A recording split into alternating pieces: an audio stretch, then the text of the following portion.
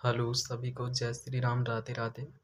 तो आज का अपना टॉपिक रहेगा जूलॉजी की थर्ड यूनिट जेनेटिक्स, आनुवंशिकी के बारे में बात करेंगे अपन बीएससी फोर्थ सेमेस्टर के।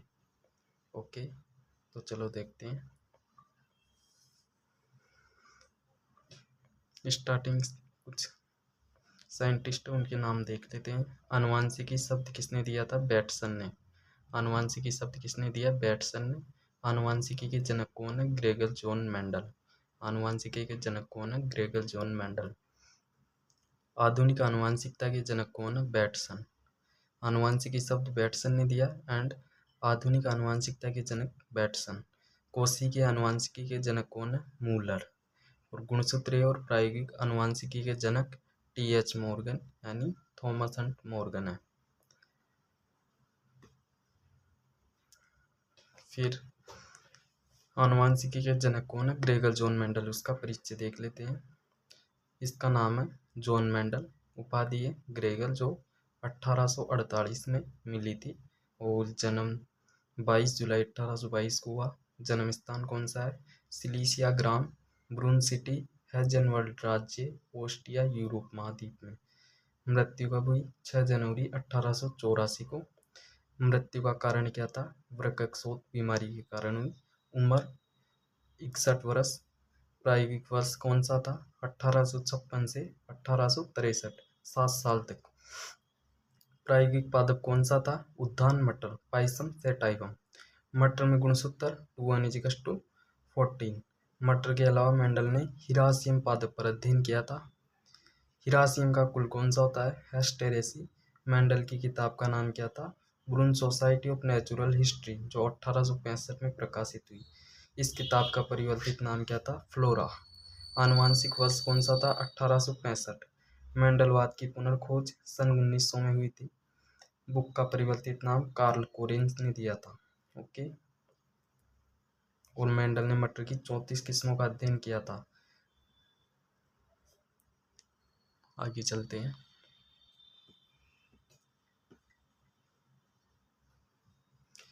मेंडलवाद के पुनर्खोजकर्ता कौन कौन है? तो मेंडलवाद के पुनर्खोजकर्ता 3 साइंटिस्ट थे और इसकी पुनर्खोज सन 1900 में हुई थी।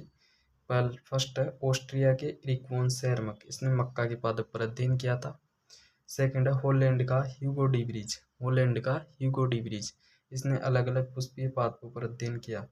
थर्ड है जर्मनी का कार्ल कोरेंज, इसने 4 डिग्री ओक्लोक प्लांट या मिराबिलिस जलापा या बुलेबस, तीनों नाम एक ही है, पर अध्ययन किया। इसे ही अपन क्या बोलते हैं? मेंडलवाद। नेक्स्ट देखते हैं।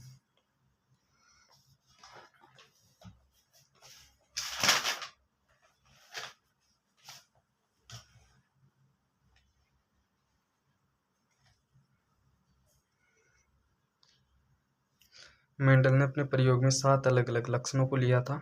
तो मेंडल के 7 अलग अलग विपर्यासी लक्षण कौन कौन से थे? तो इधर है लक्षण और यह है विपर्यास विशेषण। इधर वाले हैं प्रभावी डोमिनेंट और इधर वाले हैं रेसेसिव अप्रभावी। तने की ऊंचाई लंबा बोना, लंबा प्रभावी, बोना अप्रभावी। फूल का रंग बैंगनी सफेद। फूल की स्थिति अक्षीय अंत्य। फली का आकार फूला सिकुड़ा। फली का रंग हरा पीला। बीज का आकार गोल मुरझाया। बीज का रंग पीला हरा। ओके, मटर का प्रयोग के लिए चयन। मेंडल ने मटर का ही चयन क्यों किया प्रयोग के लिए? तो मेंडल अपने प्रयोग के लिए मटर का पौधा इसलिए लिया क्योंकि मटर एक वर्षीय होता है जिसको आसानी से उगाया जा सकता है। मटर एक वर्षीय होता है जिसको आसानी से उगाया जा सकता है तथा प्रत्येक वर्ष प्रयोगों के परिणाम प्राप्त किए जा सकते हैं। मटर के छोटे स्थान पर उगाना संभव है। मटर को अपन छोटे स्थान पर उगा सकते हैं। इसके पौधे में अधिक फल और फूल लगते हैं। इसके पौधे में अधिक फूल एंड फल लगते हैं जिससे बीजों को आसानी से प्राप्त कर सकते हैं। मटर के पौधे में अनेक विपर्यासी अलग अलग लक्षण पाए जाते हैं। मटर के पुष्प में कृत्रिम रूप से पर परागण कराया जा सकता है। मटर के पुष्प द्विलिंगी होते हैं, यह स्वपरागण भी कर सकते हैं। Okay, gene. जीन क्या होते हैं? तो जीन की खोज किसने की थी? जॉनसन ने। गुणसूत्रों की क्रियात्मक इकाई को जीन कहते हैं। इसकी 3 उप इकाइयां होती हैं, सिस्टोन, रेकोन, मीटोन। जीन को मेंडल ने कारक बोला था। मेंडल ने जीन को क्या बोला था? कारक। नेक्स्ट,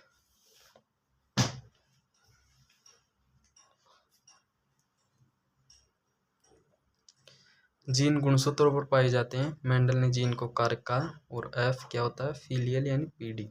एलील, एलील क्या होता है? एलील गुणसूत्र पर एक विशिष्ट स्थान पर जीन के दो या अधिक संस्करणों में से एक है। गुणसूत्रों के जोड़े या युग्म को एलील कहते हैं। गुणसूत्रों के जोड़े या युग्म को एलील बोलते हैं। जैसे capital T, small T, small T, small T. समयुग्मजी, होमोजाइगस क्या होता है? समान एलील को समयुग्मजी कहते हैं। समान एलील को समयुग्मजी कहते हैं, जैसे कैपिटल टी या स्मॉल टी। विषमयुग्मजी, हेट्रोजाइगस, असमान एलील को विषमयुग्मजी कहते हैं, जैसे capital T, small T.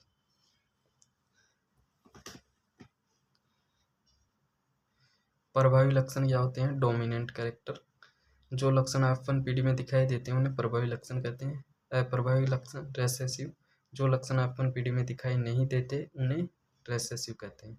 Phenotype, लक्षण प्रारूप, बाहरी लक्षण, इसके बारे में जॉनसन ने बताया था।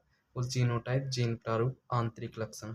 मोनोहाइब्रिड एकल संकरण क्या होता है? तो एक ही लक्षण के बीच संकरण करवाना एकल संकरण कहलाता है।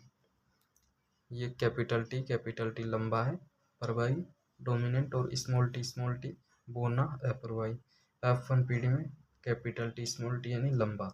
और इसका फिनोटाइप लक्षण प्रारूप है 3:1। ओके, नेक्स्ट देखते हैं।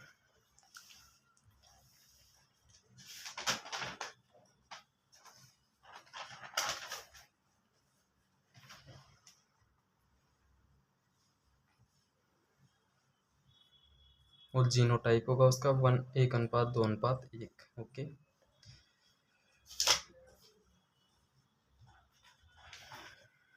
एक मिनट।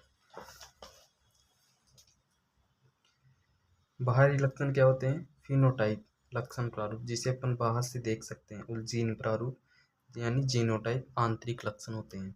तो इसमें से जैसे ये दो तो लंबे हैं, सॉरी, तीन तो लंबे हैं। Capital T, capital T, capital T small T, capital T small T, और स्मॉल टी। तो ये तीन तो लंबे हो गए, तो 3 और 1 बोना हो गया, तो 1:3:1। इसे अपन बाहर से देख सकते हैं, बाहरी कैरेक्टर होते हैं।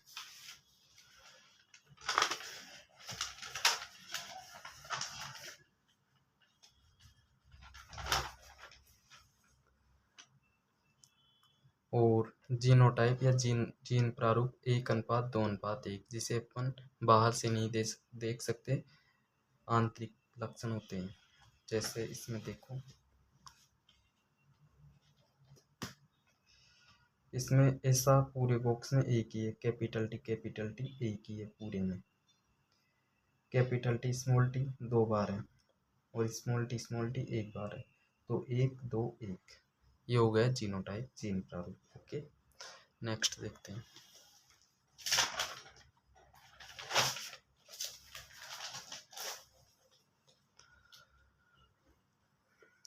ये कुछ क्वेश्चंस है, वो आप देख लेना। ये आनुवंशिकी के सूत्र है, इनको भी छोड़ोगी। अब आ जाओ द्विसंकरण। डाई हाइब्रिड क्या होता है? दो अलग अलग लक्षणों के बीच संकरण करवाना द्विसंकरण कहलाता है। दो अलग अलग कैरेक्टर्स के बीच में संकरण करवाना द्विसंकरण कहलाता है। ओके, देखते हैं। गोल पीला, capital R, capital R, capital Y. झुर्रीदार हरे, स्मॉल आर, और स्मॉल वाई। इसका जब क्रॉस करवाते हैं तो अपन पीढ़ी में कैपिटल आर, स्मॉल आर, और कैपिटल वाई, स्मॉल वाई, गोल पीले प्राप्त होते हैं। गोल पीले, सॉरी। गैमेट क्या है इसके? Capital R, capital Y, small Y, गोल पीले। इसके F1 पीढ़ी है, फर्स्ट F1 पीढ़ी में ये प्राप्त हुआ है। तो इसके गैमेट क्या होंगे? गैमेट होंगे capital R, capital R small Y, और स्मॉल आर कैपिटल वाई, और small R small Y. First capital R capital Y, second capital R capital, sorry, small Y, third small R capital Y और small R capital Y, sorry small Y. ये 4 gamete बन गए इसके। अब आप to P D कैसे प्राप्त करते हैं, तो पहले इधर ये चारों इधर लिखते हैं और इन चारों को इधर लिखते हैं। ये साइन है नर का और ये है मादा का। अब इन चारों के बीच में क्रॉस करवाते हैं, ये इसके साथ, ये इसके साथ, ये इसके साथ, ये इसके साथ, ऐसे ये इसके इसके ये कैरेक्टर इन चारों के साथ, ये इन चारों के साथ, ये इन चारों के साथ, ऐसे करवाने पर ये प्राप्त होते हैं। ओके, आप करके देख लेना। तो जीनोटाइप क्या प्राप्त होता है, 12 24 12 12 1 जो आंतरिक लक्षण होते हैं, जैसे ये है capital R small Y, sorry capital R capital Y, ये इस पूरे बॉक्स में एक बार ही है, तो एक बार। और capital R capital Y small Y, ये कहाँ पर है, तो एक तो ये रहा और एक ये रहा, ये 2 बार है, नहीं ये नहीं है, 3 कैपिटल 1 स्मॉल है, 3 कैपिटल 1 स्मॉल कहाँ पर है, ये रहा, एक तो ये है और एक ये है, तो ये 2 बार है, ऐसे ऐसे सब ये और इसको याद करने का तरीका है 12 24 12 12 1, 1 अनुपात 2 अनुपात 2 अनुपात 4 अनुपात 1 अनुपात 2 अनुपात 1 अनुपात 2 अनुपात 1। और फिनोटाइप क्या है, 9 3 3 1, 9 अनुपात 3 अनुपात 3 अनुपात 1। ओके, ये फिनोटाइप हो गया। इनको ऐड करके देख लेना, दोनों का रेशियो सेम आएगा, 9 और 3 12, 12 और 3 15, 15 और 1 16। अब इसको जोड़ो, 1 और 2 3, 3 और 2 5, 5 और 4 9, 9 और 1 10, 10 और 2 12, 12 और 1 13, 13 और 2 15, 15 और 1 16। ठीक है, नेक्स्ट देखते हैं मेंडल की वंशागति के नियम। मेंडल की वंशागति के नियम देखते हैं। तो मेंडल की वंशागति के नियमों को कार्ल कोरेंस ने दिया था। किसने दिया था, कार्ल कोरेंस ने। फर्स्ट लॉ है इनका प्रभाविता का नियम। मेंडल का फर्स्ट लॉ क्या है, प्रभाविता का नियम।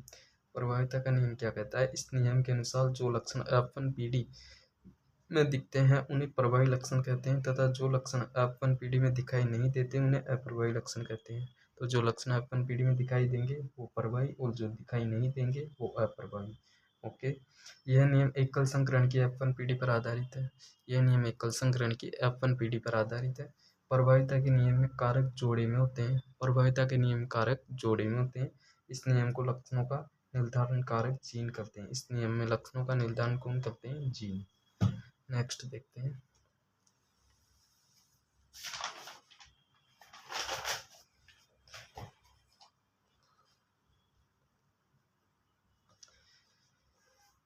यदि कारक जोड़ों के 2 सदस्य असमान हैं तो इनमें से एक कारक दूसरे कारक पर प्रभावी हो जाता है, अर्थात इनमें एक कारक प्रभावी और दूसरा अप्रभावी होता है। F1 पीढ़ी में जो प्राप्त होगा वो प्रभावी और जो प्राप्त नहीं होगा वो अप्रभावी। प्रभाविता के नियम के अपवाद कौन कौन से हैं, तो प्रभाविता के नियम के अपवाद है अपूर्ण प्रभाविता, इनकम्प्लीट डोमिनेंस। इसके बारे में देखते हैं। मेंडल के अनुसार युग्म विकल्पी का एक विकल्प दूसरे पर प्रभावी होता है, लेकिन पूर्ण प्रभाविता में F1 पीढ़ी के दोनों विकल्पी गुणों के अलावा एक और तीसरा विकल्प उत्पन्न होता है। अपूर्ण प्रभाविता में तीसरा ही कोई विकल्प उत्पन्न हो जाता है, मतलब कि F1 पीढ़ी में। ओके, जैसे मिराबिलिस जलापा, 4 डिग्री o'clock plant, dog flower, snapdragon, antirrhinum. ये क्रॉस करवा के देखते हैं। जैसे लाल पुष्प और सफ़ेद पुष्प के बीच में क्रॉस करवाए तो तीसरा ही अलग ही, लाल और सफ़ेद के अलावा तीसरा ही कैरेक्टर दिखाई देता है, वो जैसे गुलाबी। लाल और सफ़ेद में कोई सा ही नहीं है और गुलाबी आ गया, तो इसे क्या बोलेंगे, अपूर्ण incomplete dominance. Capital R R small R, capital R small R. F1 पीढ़ी में गुलाबी। ओके, ये F2 पीढ़ी है, ये गैमेट है इसका, एक ही गैमेट बनेगा इसका, capital R small R, capital R small are.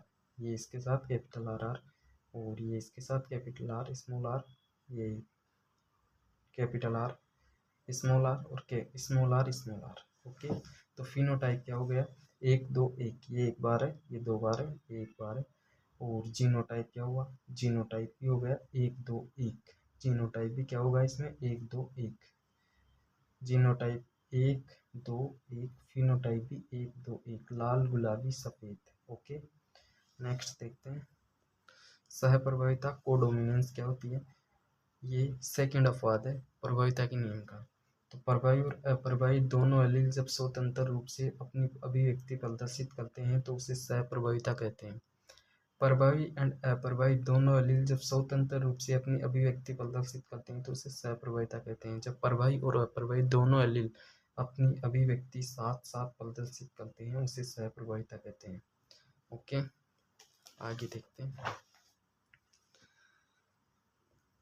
इसमें F1 पीढ़ी में प्रभावी और अप्रभावी दोनों प्रभावी व अप्रभावी जीनों की बराबर अभिव्यक्ति होती है। जो F1 पीढ़ी होगी इसमें प्रभावी और अप्रभावी दोनों जीन बराबर रूप से अपनी अभिव्यक्ति प्रदर्शित करते हैं। ओके, जैसे एग्जाम्पल है मानव का रक्त समूह, मवेशी की त्वचा का रंग, धब्बेदार मवेशी। क्रॉस करवा के देखते हैं। जैसे काला, कैपिटल बी, सफ़ेद स्मॉल बी। तो F1 पीढ़ी में अपने पास में आता है कैपिटल बी स्मॉल बी, काला सफ़ेद धब्बे वाला, दोनों के करेक्टर आएंगे इसमें F1 पीढ़ी में। F1 पीढ़ी में प्रभावी और अप्रभावी जीनों की बराबर अभिव्यक्ति होती है। ओके, तो काला और सफ़ेद दोनों का मिक्स आएगा, जैसे धब्बे वाला जिसमें काले काले स्पॉट और वाइट स्पॉट होते हैं, वो वाला जिसे कुछ गायों में होते हैं। ओके, ये F2 पीढ़ी है इसकी। F2 में फिनोटाइप 1 to 1 और जीनोटाइप 1 to 1। ओके, नेक्स्ट देखते हैं मानव का रक्त समूह। मनुष्य में एबीओ रक्त समूह प्रेजेंट होता है। प्रतिजन एंटीजन क्या होते हैं, ये ग्लाइकोप्रोटीन प्रकृति के होते हैं एंड ये आरबीसी की सतह पर प्रेजेंट होते हैं। ग्लाइकोप्रोटीन प्रकृति के होते हैं और आरबीसी की सतह पर पाए जाते हैं। Antigen A, antigen B. प्रतिरक्षी एंटीबॉडी क्या होती हैं, ये ग्लाइकोप्रोटीन प्रकृति के होते हैं, ये भी ग्लाइकोप्रोटीन और ये भी ग्लाइकोप्रोटीन प्रकृति के होते हैं, सेम प्रकृति के होते हैं और ये रक्त में प्लाज्मा में प्रेजेंट होते हैं। एंटीबॉडी एंड एंटीजन आरबीसी की सतह पर प्रेजेंट होते हैं। एंटीजन कौन कौन से होते हैं, एंटीबॉडी कौन कौन सी होती है, एंटीबॉडी ए, एंटीबॉडी बी। नेक्स्ट देखते हैं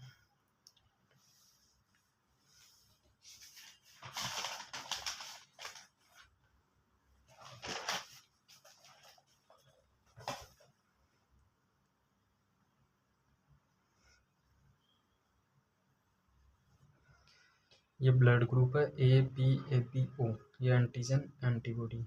ए में कौन सा एंटीजन होता है, ए, एंटीबॉडी बी ब्लड ग्रुप में एंटीजन बी होता है, एंटीबॉडी ए होता है। और ए बी ब्लड ग्रुप में एंटीजन ए बी होता है और एंटीबॉडी होता ही नहीं है। और ओ ब्लड ग्रुप वालों में एंटीजन नहीं होता, एंटीबॉडी ए बी चारों होते हैं। सर्वदाता रक्त समूह कौन सा होता है, ओ, और सर्वग्राही होता है ए बी।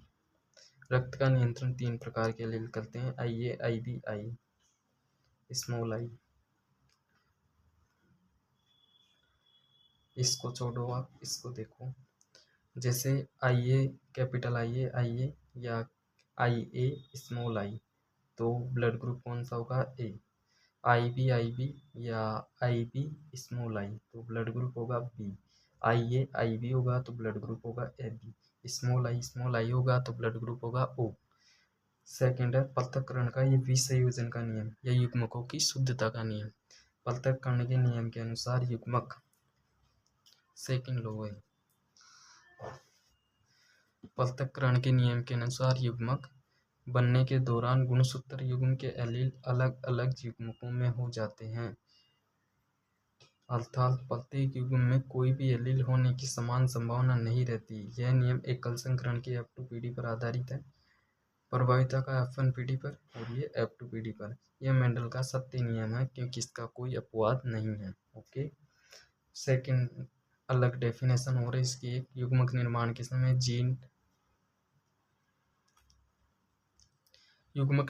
समय जीन के जोड़े अलग अलग हो जाते हैं और अलग अलग युग्मकों में विभाजित हो जाते हैं ताकि प्रत्येक युग्मक में एक जीन के लिए केवल एक ही एलील होता है। ओके,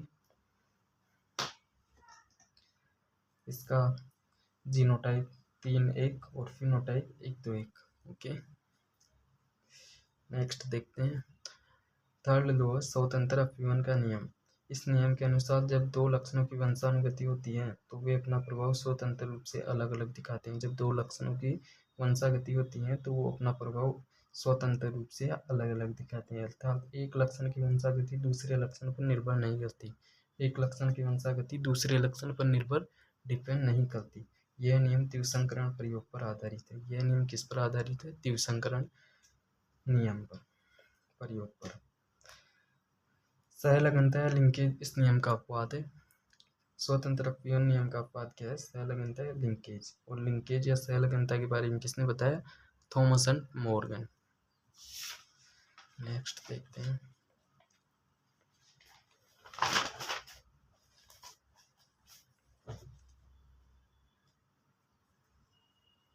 जैसे गोल पीला, कैपिटल आर, कैपिटल वाई, झुर्रीदार हरा, स्मॉल आर, स्मॉल वाई। ये चार गैमिट है इसके। Gamete first capital R, capital Y, second capital R, small Y. First जो आर है वो इस वाई के साथ जाएगा, फिर ये आर इस वाई के साथ, फिर ये स्मॉल आर इस वाई के साथ, और ये स्मॉल आर इस स्मॉल वाई के साथ। ओके, ऐसे गैमेट बनते हैं। लक्षण प्रारूप होगा इसका 9 3 3 1 फिनोटाइप, जिसमें 9 गोल पीले हैं और 3 गोल हरे हैं और 3 झुर्रीदार पीले हैं और एक झुर्रीदार हरा। ठीक है, जीनोटाइप होगा 12 24 12 12 1। ओके, नेक्स्ट देखते हैं गुणसूत्र का वंशागति का नियम। गुणसूत्र का वंशागति का सिद्धांत, सॉरी, इस सिद्धांत को सट्टन एंड बोवेरी ने दिया था। गुणसूत्र का वंशागति सिद्धांत किसने दिया था? सट्टन एंड बोवेरी ने। इस सिद्धांत के अनुसार द्विगुणित कोशिकाओं में गुणसूत्र और कारक जीन जोड़ों के रूप में पाए जाते हैं। द्विगुणित कोशिकाओं में गुणसूत्र और कारक जीन जोड़ों के रूप में पाए जाते हैं। युग्मकों के निर्माण के समय गुणसूत्र और जीन दोनों अलग अलग हो जाते हैं। युग्मकों के निर्माण के समय गुणसूत्र और जीन दोनों अलग अलग हो जाते हैं। ओके, नेक्स्ट, सभी युग्मकों में समजात गुणसूत्रों में से एक गुणसूत्र या जीन के जोड़े में से केवल एक ही जीन आता है। सभी युग्मकों में समजात गुणसूत्रों में से एक गुणसूत्र या जीन के जोड़े में से केवल एक ही जीन आता है। ओके, इस सिद्धांत में ये बताया गया है कि जीन गुणसूत्रों पर रहते हैं, जीन गुणसूत्रों पर प्रेजेंट होते हैं तथा वे पीढ़ी दर पीढ़ी वंशानुगत होते रहते हैं। पीढ़ी दर पीढ़ी एकांतर में चलता है। गुणसूत्र और जीन के व्यवहार में अंतर। जीन और गुणसूत्र दोनों जोड़े में रहते हैं। युग्मक जन्म के दौरान गुणसूत्र इस प्रकार विसंयोजित होते हैं कि एक युग्मक जोड़े में से केवल एक ही अगली पीढ़ी में जा पाता है। युग्मक जन्म के दौरान जीन विसंयोजित होता है और जोड़े में से केवल एक ही युग्मक को प्राप्त होता है। गुणसूत्रों के अलग अलग जोड़े एक दूसरे से स्वतंत्र रूप से अलग होते हैं। जीन का एक जोड़ा दूसरे से स्वतंत्र रूप से अलग हो जाता है।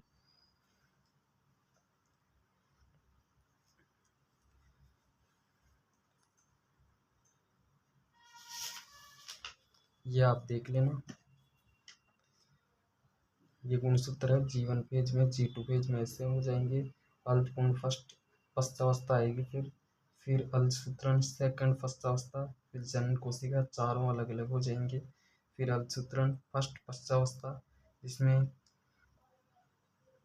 ये संभावना फर्स्ट है, फर्स्ट संभावना है, जिसमें सेकंड है अल्पसूत्रण सेकंड पश्चावस्था और जनन कोशिका पश्चावस्था। ओके, ये गुणसूत्रों की स्टेज बाय स्टेज दे रखा है। ओके, नेक्स्ट देखते हैं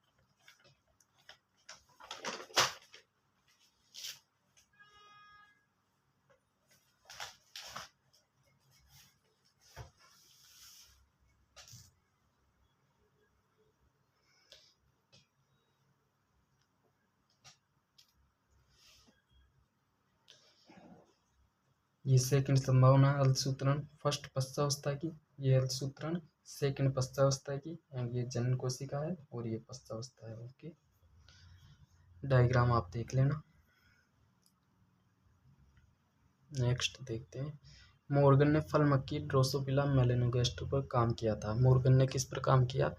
ड्रोसोफिला मेलानोगास्टर पर। अतः उन्होंने निष्कर्ष निकाला कि युग्मन और पलतीकर्षण एक ही घटना है। जो युग्मन एंड पलतीकर्षण है वो दोनों एक ही घटना है, क्योंकि युग्मन में दो प्रवाही युग्म विकल्पी एक ही गुणसूत्र पर पाए जाते हैं, जबकि पलतीकर्षण में दोनों प्रवाही युग्म विकल्पी अलग अलग समजात गुणसूत्रों पर प्रेजेंट होते हैं।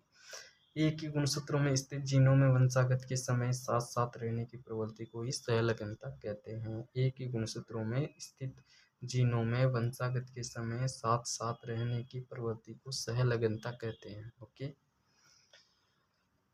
मोर्गन ने सहलगनता का गुणसूत्री सिद्धांत का प्रतिपादन किया। मोर्गन ने फल मक्खी इसलिए ली क्योंकि इसे प्रयोगशाला में सरल कृत्रिम माध्यम पर रखा जा सकता है, अपना जीवन चक्र 2 सप्ताह में पूरा कर सकती है।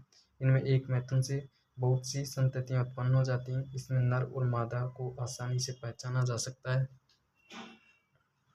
ये इसके रीजन है कि मोर्गन ने फल मक्खी ड्रोसोफिला मेलानोगास्टर क्यों ली थी। ओके। इनके अनेक प्रकार की आनुवंशिक विविधता प्रेजेंट होती है। सहलगनता और पुनर्योगज, रिकॉम्बिनेशन एंड लिंकेज क्या होती है। लिंग सहलगन जीनों के लिए मोर्गन ने ड्रोसोफिला में कई द्विसंग का प्रयोग करे। ये प्रयोग मेंडल के द्वारा किए गए प्रयोगों के समान ही थे। उदाहरण के लिए मोर्गन ने पीले शरीर और सफ़ेद आंखों वाली मक्खियों का संकरण पीले शरीर एंड सफ़ेद आंखों वाली मक्खियों का संकरण भूरे शरीर और लाल आंखों वाली मक्खियों के साथ किया और एफ1पीडी संततियों को आपस में क्रॉस करवाया। इन्होंने देखा कि ये दो जीन जोड़ी एक दूसरे से स्वतंत्र हुई और F2PD में अनुपात 9:3:3:1 से काफ़ी अलग था। मोर्गन ने इसका कारण दो जीनों का भौतिक संयोग या जुड़ा हुआ होना बताया। इसे मोर्गन ने सहलगन या लिंकेज नाम दिया। तो जब मोर्गन ने फल मक्खी ड्रोसोफिला मेलानोगास्टर पर क्रॉस करवाया, पीले शरीर और सफ़ेद आंखों वाली मक्खियों का संकरण भूरे शरीर और लाल आंखों वाली मक्खियों से करवाया, तो F1PD प्राप्त हुई। तो F1PD का आपस में क्रॉस करवाया। क्रॉस करवाने पर जो दो जीन जोड़ी एक दूसरे से स्वतंत्र नहीं हुई और F2 में अनुपात 9:3:3:1 प्राप्त हुआ, जो काफ़ी अलग था। और मोर्गन ने इसका कारण क्या बताया कि या तो जीन जुड़ा हुआ है, सहयोग या जुड़ा हुआ होना, और इसे ही मोर्गन ने क्या कहा, सहलगनता है लिंकेज। ओके। मोर्गन ने अजनकीय जीन संयोजनों के उत्पादन को पुनर्योगज या रिकॉम्बिनेशन कहा। मोर्गन ने देखा कि एक ही गुणसूत्र में स्थित होने पर कुछ जीन जोड़ी में अधिक सहलगनता की, अर्थात उनमें रिकॉम्बिनेशन बहुत कम था। सहलगनता इनवर्सली प्रोपोर्शनल होती है 1 रिकॉम्बिनेशन के। ओके। निष्कर्ष क्या थे। सफ़ेद और पीली जीन जोड़ी में सहलगनता अधिक थी। सफ़ेद और पीले कलर की जो जीन थी उनकी जोड़ी में सहलगनता अधिक थी तथा इनमें रिकॉम्बिनेशन 1.3% था, जबकि सफ़ेद और छोटे पंख जीन का अनुपात 37.2% था, अर्थात इनमें सहलगनता कम थी। तो रिकॉम्बिनेशन ज़्यादा होगा तो सहलगनता कम होगी, सहलगनता ज़्यादा होगी तो रिकॉम्बिनेशन कम होगा। ओके। नेक्स्ट देखते हैं।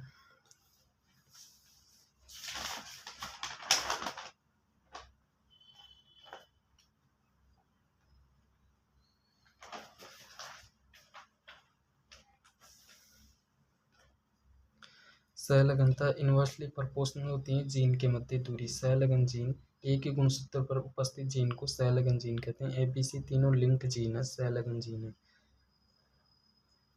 ये ए, ये बी एंड ये सी, इन दोनों के बीच में कम सहलगनता है, अपूर्ण सहलगनता है बी और सी के बीच में। ये दोनों पास पास हैं, ये सहलगन है, लेकिन ये दोनों दूरी दूरी है। और यहाँ पर ये दोनों के बीच में अधिक सहलगनता है क्योंकि ये पास पास स्थित है। ये दोनों दूरी दूरी है, इसलिए इनमें कम सहलगनता है। ओके। पूर्ण सहलगनता और अपूर्ण सहलगनता क्या होती है। तो पूर्ण सहलगनता जिसमें पास पास है, इसके ये जीन है और इनके अंदर एक क्रोमोसोम है और ये ए और बी है गुणसूत्र, तो 100% जनक ए बी प्रकार का होगा। ओके। रिकॉम्बिनेशन नहीं होगा क्योंकि सहलगन जीन है, पास पास स्थित है। सहलगनता ज़्यादा है तो रिकॉम्बिनेशन होगा ही नहीं, चांस ही नहीं है। ओके। सेकेंड है अपूर्ण प्रभाविता, ये दूरी दूरी है, कुछ रिकॉम्बिनेशन होगा, कुछ हो सकता है ये जीन यहाँ आ सकता है, ये यहाँ आ सकता है। क्रॉसिंग ओवर की संभावना है, बिल्कुल क्रॉसिंग ओवर हो सकता है। जनक के प्रकार कौन कौन से होंगे, या तो ए डी के पास आ जाए, कैपिटल डी के पास, या ए स्मॉल डी के पास आ जाए, या स्मॉल डी के पास आ जाए, या स्मॉल ए कैपिटल डी के पास आ जाए। तो 50% अधिक जनकीय प्रकार होगा और 50% से कम रिकॉम्बिनेशन प्रकार होगा। ओके, नेक्स्ट ये क्वेश्चन है कि 3 जीन ABC एक ही क्रोमोसोम पर है तो इनका क्रम क्या होगा। जैसे 3 जीन ए और बी, ABC 3 जीन दे दिए इसने, AB की दूरी दे दी 28, BC की दूरी दे दी 8% और CA की दूरी दे दी 20%। तो इनको अपन जमाना है, मतलब कि दूरी डिस्टेंस के हिसाब से मैनेज करना है। तो 28% AB की दूरी ज़्यादा है डिस्टेंस, तो ये ज़्यादा ले ली अपन ने AB की 20%। और फिर क्या दे रखा है इसने, BC की दूरी दे दी इसने 8%, तो ये BC की दूरी आ गई 8% और CA की दूरी दे दी 20%, तो CA की दूरी आ गई 20%। सॉरी, AB की डिस्टेंस यहाँ पर है 28% और CA की डिस्टेंस है 20%, तो CA की डिस्टेंस 20% है, AB की 28%। तो इसका आंसर क्या होगा, ACB। AB की डिस्टेंस ज़्यादा है इसलिए A और B दोनों को सिरों पर लिया है लास्ट में। ओके, फिर उससे कम क्या है, CA की, तो ये CA की 20% आ गई और 8% BC की, ये BC की आ गई। नेक्स्ट देखते हैं।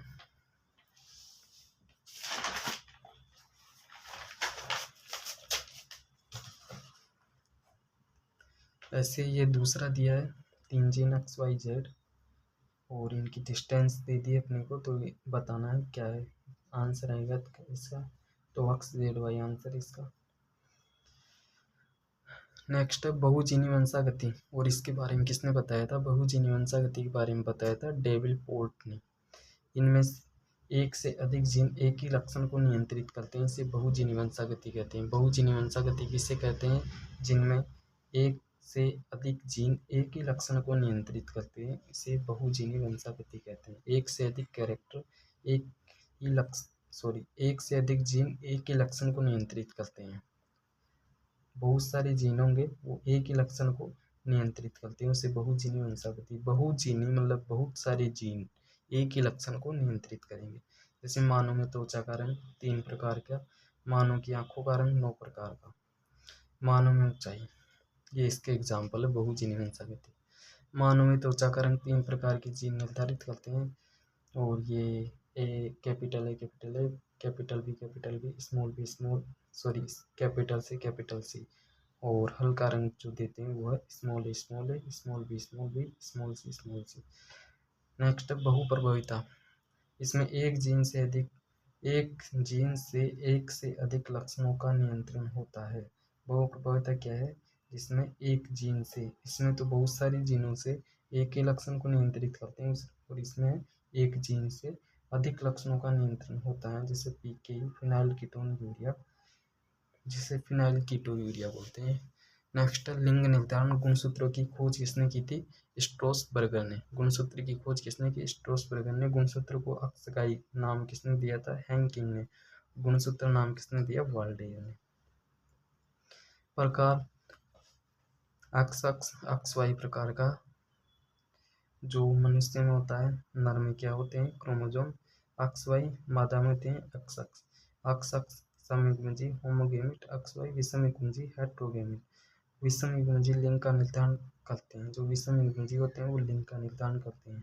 XY वाले नर लिंग का निर्धारण करता है। एग्जाम्पल है मानव में और ड्रोसोफिला में XY प्रकार का लिंग निर्धारण पाया जाता है। नेक्स्ट ZW प्रकार का, ZZ मेल होता है, इसमें समयुग्मकी होता है, और ZW फीमेल होता है जो विषमयुग्मकी होता है। ये होते हैं पक्षी एंड रेप्टाइल्स मुर्गी में। और थर्ड है X0 या X0 प्रकार का, जिसमें मादा होती है XX समयुग्मकी और नर होता है X0 विषमयुग्मकी। ये होते हैं टिड्डा, कॉकरोच। ओके, एग्जाम्पल है इसके। नेक्स्ट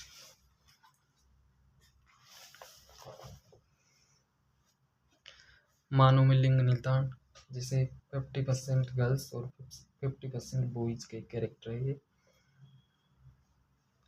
44 प्लस एक्स वाई और 44 plus X X, 22 plus X, 22 plus X X sorry 22 plus Y, और इसके होंगे तो 22 plus X, 22 plus x.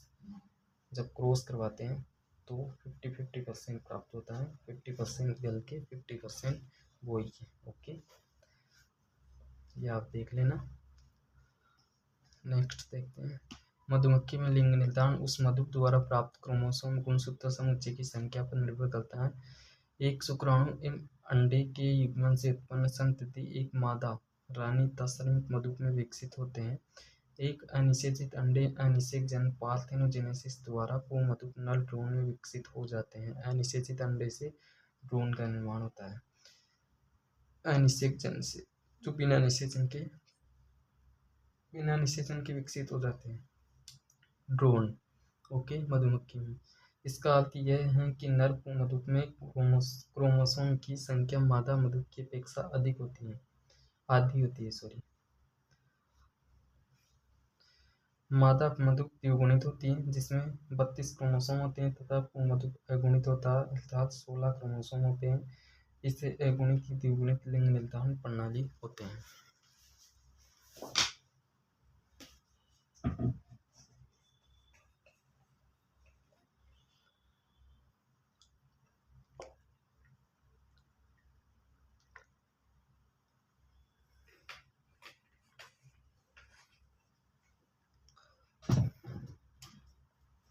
Next देखते हैं,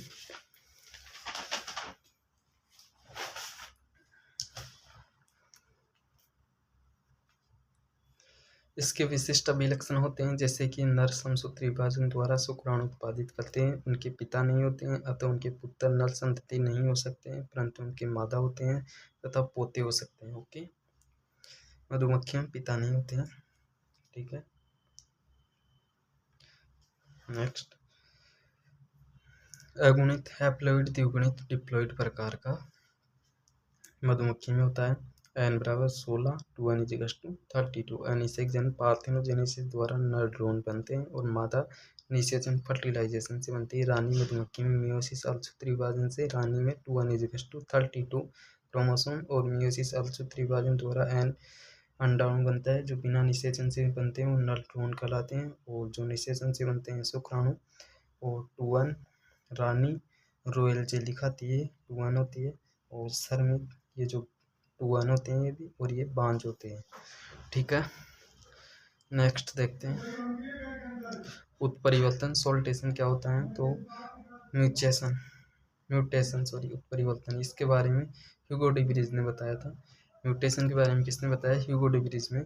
जीवों के शरीर में होने वाला अनुवांशिक परिवर्तन उत्परिवर्तन कहलाता है, जैसे बिंदु उत्परिवर्तन, sickle cell anaemia. Okay, next, आनुवांशिक विकार आनुवांशिक विकार वंशावली विश्लेषण या पेडिग्री एनालिसिस। फर्स्ट, इसमें लक्षणों की वंशागति के संबंध में वंश के इतिहास का अध्ययन किया जाए। कई पीढ़ियों तक जारी लक्षणों के ऐसे विश्लेषण को वंशावली विश्लेषण कहते हैं। कई पीढ़ियों तक जारी रहता है, जो आनुवांशिक विकार है वो पीढ़ी दर पीढ़ी चलते ही रहते हैं। ओके, देखते हैं, ये पेडिग्री एनालिसिस है। नर का साइन ऐसा होता है, मादा ऐसी होती है, गोल राउंड टाइप, लिंग का उल्लेख नहीं है, इसमें कोई लिंग का निर्धारण नहीं है। और ये जो रेड हो रखा है ये है प्रभावित व्यक्ति, ये मैथुन का साइन है, ये रिश्तेदारों के बीच मैथुन का साइन है, संरक्त मैथुन। ये जनक ऊपर और संतति नीचे, बाएं से दाएं जन्म के अनुसार है साइन। और ये नल शिशु वाले जनक रोग से प्रभावित, और ये 5 प्रभावहीन संतति है। ओके, मानव में वंशावली विश्लेषण। सेकंड है मेंडलीय विकार निम्न: हीमोफीलिया, वर्णांधता, colour blind, sickle cell anaemia, thalassaemia, PK, phenylketonuria, cystic fibrosis और गुणसूत्रीय विकार। तो देखते हैं इनके बारे में।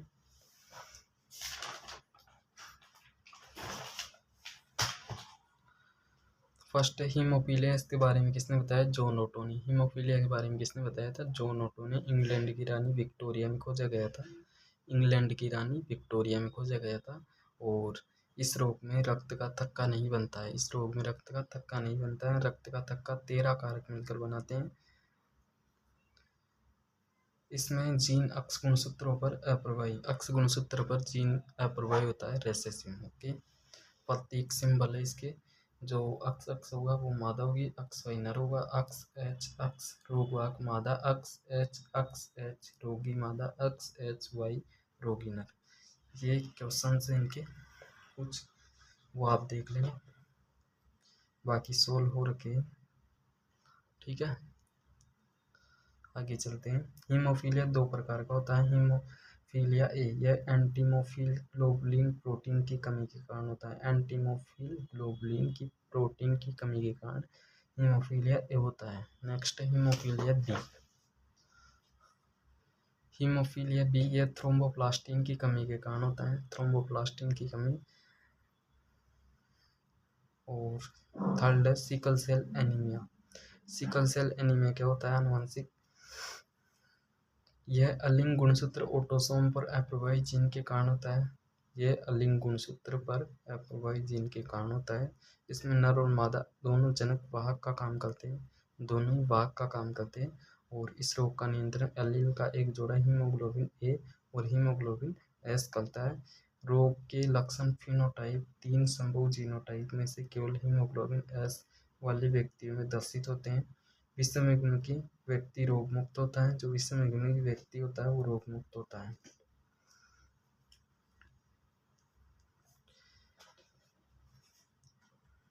रोग मुक्त होता है, परंतु वे रोग के वाहक होते हैं। उत्परिवर्ती जीन के संतति में पहुंचने की 50% संभावना अर्थात दातर कोशिका के लक्षण आने की होती है, संभावना होती है 50%। इस विकार का कारण हीमोग्लोबिन अंडकोश बीटा ग्लोबुलिन श्रृंखला की छठी स्थिति में एक अमीनो अम्ल का यह प्रतिस्थापन बीटा ग्लोबुलिन जीन के छठे कोडोन में GAG का GUG द्वारा प्रतिस्थापन के कारण होता है। जब GAG की जगह GUG आ जाता है तो सिकल सेल एनीमिया बीमारी हो जाती है। ओके, ये अमीनो अम्ल ग्लूटामिक की जगह वैलिन आ जाता है तो सिकल सेल एनीमिया हो जाता है। निम्न ऑक्सीजन तनाव में उत्परिवर्तित हीमोग्लोबिन अणु बहुलकीकरण हो जाता है, जिसके कारण RBC का आकार तीव्र अवतल बिंदु से दात्राकार हो जाता है। ओके, नेक्स्ट है फिफ्थ फिनाइल कीटोनूरिया PKU। यह जन्मजात उपापचयी त्रुटि है और अलिंग क्रोमोसोम अप्रवाही लक्षण की बात होती है। ओके,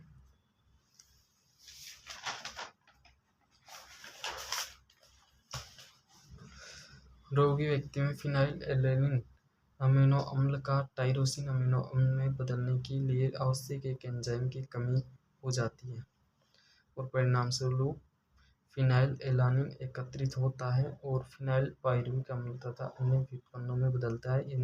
इनके एकत्रीकरण से मानसिक दुर्बलता आ जाती है। ओके, रक्त द्वारा कम अवशोषित हो सकने के कारण ये मूत्र के साथ उत्सर्जित हो जाते हैं। नेक्स्ट थैलेसीमिया, यह भी एक अलिंग क्रोमोसोम सहलगन अप्रवाही जीन जन्य विकार होता है और यह विकार उत्परिवर्तन के कारण होता है, जिसमें हीमोग्लोबिन बनाने वाले ग्लोबिन की कमी एक श्रृंखला की दर में कमी आती है, जिससे हीमोग्लोबिन का संश्लेषण कम होता है, जिससे एनीमिया रक्त की कमी हो जाती है। और अल्फा थैलेसीमिया रोग का नियंत्रण जनक के गुणसूत्र 16 द्वारा नियंत्रित होता है। अल्फा थैलेसीमिया रोग का नियंत्रण जनक के गुणसूत्र 16 द्वारा नियंत्रित होता है, जबकि बीटा थैलेसीमिया जनक के गुणसूत्र 11 पर उपस्थित एकल जीन के द्वारा नियंत्रित होता है। ओके, अगला है गुणसूत्रीय विकार, क्रोमोसोमीय विकार डिसऑर्डर। गुणसूत्रों की अनुपस्थिति या अधिकता या असामान्य रूप से कमी या वृद्धि को गुणसूत्रीय विकार कहते हैं। ये दो प्रकार के होते हैं, देखते हैं। असुगुणिता, कोशिका विभाजन के समय क्रोमेटिड के विसंयोजन की अनुपस्थिति के कारण एक क्रोमोसोम की अधिकता या हानि होती है, इसे असुगुणिता कहते हैं। एक क्रोमोसोम की हानि या बढ़ोतरी होती है, इसे असुगुणिता कहते हैं। एग्जाम्पल 2n प्लस माइनस 1 या 2n प्लस माइनस 2। इसका एग्जाम्पल है डाउन सिंड्रोम, टर्नर सिंड्रोम, असुगुणिता का। नलीसोमी क्या होती है, 2n-2 को नलीसोमी बोलते हैं। Monosomy 2n-1, trisomy 2n+1, tetrasomy 2n+2। बहुगुणिता, असुगुणिता और बहुगुणिता। बहुगुणिता क्या होती है, कोशिका द्रव्य विभाजन हो सकने के कारण क्रोमोसोम का एक पूरा सेट अधिक हो जाता है, इसे बहुगुणिता कहते हैं। एक पूरा सेट ही अधिक हो जाता है, इनमें तो एक दो गुणसूत्र अधिक या कम हो जाते हैं असुगुणिता में, और इसमें क्रोमोसोम का पूरा सेट ही अधिक हो जाता है, जैसे 2n 3n 4n 5n 6n। Note, मानव में 46 गुणसूत्र या 23 जोड़े गुणसूत्र पाए जाते हैं, और ऑटोसोम होते हैं इसमें 22 जोड़े, और सेक्स क्रोमोसोम होता है 1 जोड़ा। ओके, नेक्स्ट देखते हैं डाउन सिंड्रोम। डाउन सिंड्रोम क्या होता है, इसके बारे में लैंगडम डाउन ने बताया था। यह विकार 21वें गुणसूत्र की पुनरावृत्ति के कारण होता है। स्थिति कंडीशन क्या है, 44 + XX/Y = 47, एक गुणसूत्र अधिक हो जाता है, तो क्या होती है इसकी ट्राइसोमी 2n+1, एक गुणसूत्र की अधिकता। लक्षण क्या है इसके, ऐसे व्यक्ति का ललाट चौड़ा व गर्दन छोटी होती है, हाथ चपटे, मुंह खुला हुआ, जीभ मोटी और मस्तिष्क असामान्य, इसे मंगोलिज्म सिंड्रोम भी कहते हैं, और हथेली चौड़ी होती है। Klinefelter syndrome. क्लाइनफेल्टर सिंड्रोम क्या होता है, स्थिति कंडीशन क्या है, 44 + XX/Y = 47 गुणसूत्र, एक गुणसूत्र की अधिकता ट्राइसोमी। इस सिंड्रोम में एक अतिरिक्त अक्ष गुणसूत्र हो जाता है। ओके, नेक्स्ट देखते हैं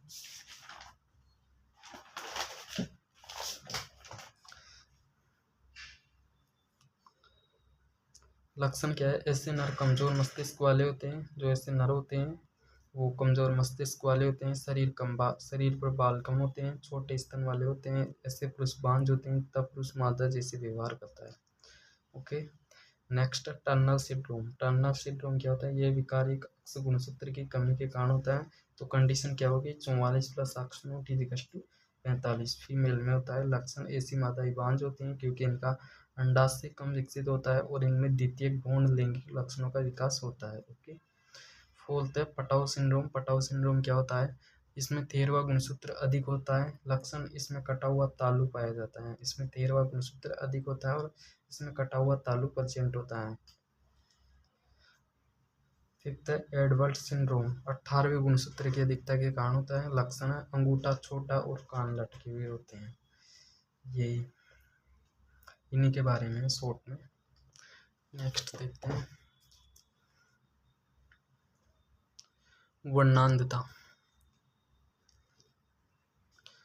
वर्णांधता कलर ब्लाइंडनेस क्या होती है, इसमें व्यक्ति लाल या हरे रंग को पहचान नहीं पाता। तो ये एक लिंग सैलगन विकार है। इसका जीन अक्ष गुणसूत्र पर अप्रभावी होता है। इसमें व्यक्ति लाल और हरे रंग को नहीं पहचान पाता है। ये लगभग 8% पुरुषों में और 0.4% महिलाओं में पाया जाता है। मादा इसमें वाहक का काम करती है।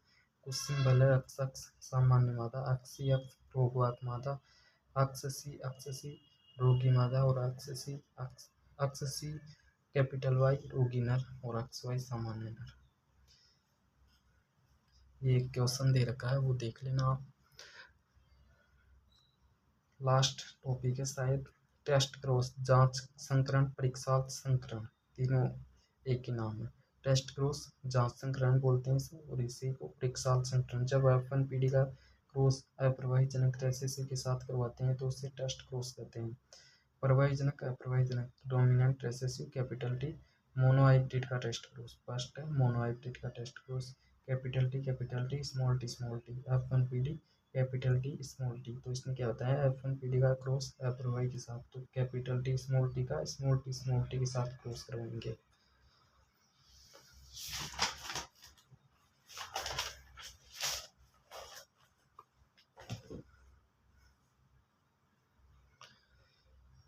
कैपिटल टी स्मॉल टी का क्रॉस करवाने पर लक्षण प्रारूप प्राप्त होता है। फिनोटाइप 1:1 और जीन प्रारूप प्राप्त होता है 1:1, दोनों सेम प्राप्त होते हैं। ओके, डाइहाइब्रिड टेस्ट क्रॉस क्या होता है, द्विसंकरण टेस्ट क्रॉस प्रवाही capital R small capital Y, और इधर है प्रवाही चारों स्मॉल गैमेट ये है इनके।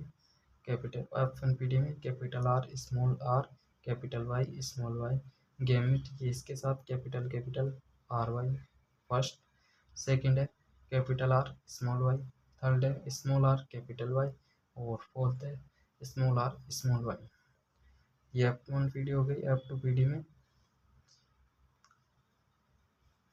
ये 4 आ गए, और ये स्मॉल आर और स्मॉल वाई ये किसका है? तो अभी बताया था कि F1 पी डी का क्रॉस रेसेसिव अप्रवाही के साथ करवाते हैं F2 पी डी प्राप्त करने के लिए। तो ये F1 पी डी आ गई, तो इसके गैमेट तो ये आ गए चारों, ये इधर आ गए, और अप्रवाही रेसेसिव ये है, तो इसमें एक ही गैमेट बन रहा है small R small Y, small R small Y, तो एक ही लिया है स्मॉल आर स्मॉल वाई। इसका क्रॉस करवाने पर लक्षण प्रारूप एक एक एक, चारों एक एक, और जीन प्रारूप भी सेम। ओके, तो आज का टॉपिक अपन यही करते हैं समाप्त। तो धन्यवाद, जय श्री कृष्णा, राधे राधे। मिलते हैं नेक्स्ट वीडियो में। ओके, तब तक के लिए